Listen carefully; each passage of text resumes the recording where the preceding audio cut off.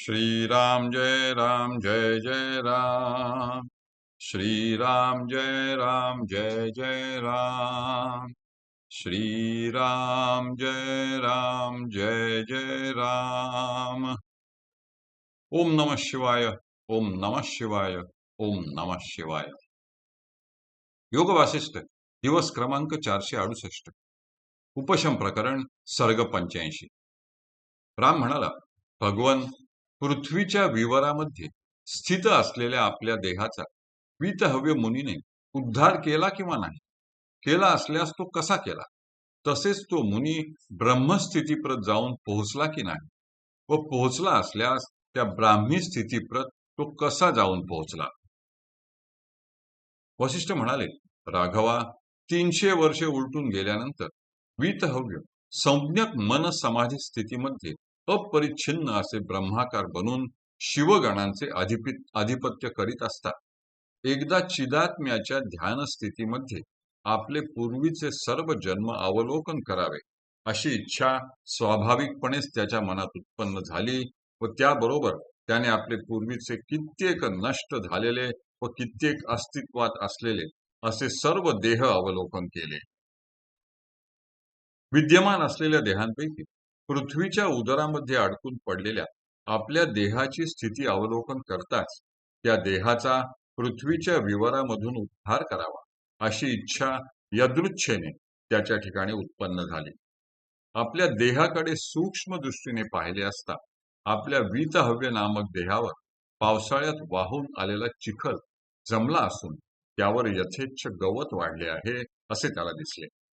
आपल्या देहाची अशी अवस्था पाहून तो मुनी परमज्ञानाने युक्त असलेल्या आपल्या विवेकबुद्धीच्या योगाने पुन्हा विचार करू लागला.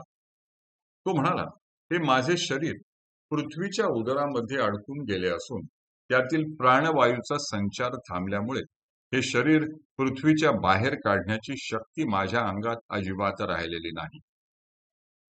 यास्तव मी आता सूर्याच्या देहात प्रवेश करतो, म्हणजे त्याचा पिंगल नामक गण त्याच्या आज्ञेवरून माझ्या या देहाचा पृथ्वीच्या उदरातून उद्धार करीत.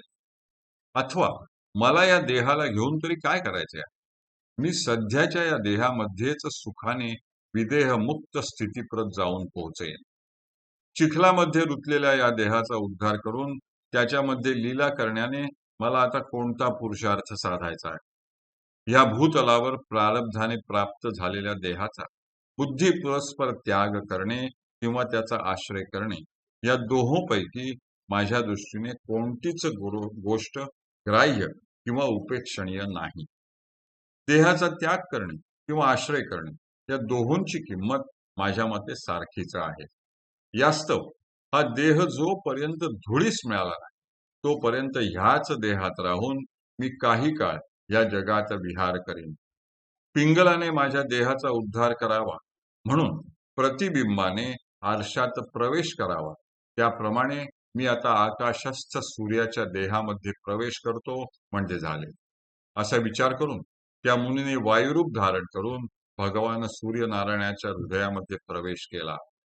त्यावेळी भगवान सूर्यनारायणानेही आपल्या हृदयामध्ये प्रविष्ट झालेल्या त्या मुनी नायकाला अवलोकन करून आपल्या उदार बुद्धीच्या योगाने त्या मुनीच्या पूर्वापार संबंधाचा आणि त्याच्या आतून भावयाच्या कार्याचा विचार केला. सूर्यनारायणाने त्याचा स्वदेह उद्धाराविषयीचा हेतू लक्षात घेऊन मुनीचे पृथ्वीच्या विवरात गतप्राण होऊन अडकलेले कलेवर बाहेर काढण्याची आपल्या पिंगळा नामक गणाला आज्ञा केली. त्यावेळी वीतहव्य मुनीच्या त्या लिंगदेह धारण करणाऱ्या वायुरूप संवित कलेने मुनीच्या इच्छेप्रमाणे विंध्य पर्वतावरील विवराकडे जाणाऱ्या पिंगल नामक गणाच्या शरीरामध्ये सन्मानाने प्रवेश केला. नंतर पिंगलाने ते पृथ्वीचे विवर उकरून त्यातून वीतहव्य मुनीचे कलेवर बाहेर काढले. तदनंतर पिंगलाच्या शरीरामध्ये असलेले वीतहव्य मुनीचे लिंग शरीर आपल्या पूर्वीच्या स्थूल देहामध्ये प्रविष्ट झाले.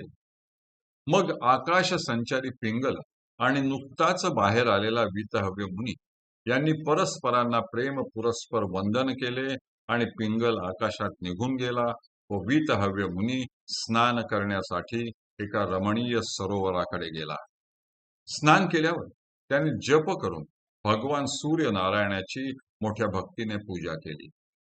पूर्वीप्रमाणे मननादी व्यवहार करण्यास समर्थ असलेले आपले पूर्वीचे शरीर प्राप्त झाल्यामुळे त्याला अतिशय आनंद झाला.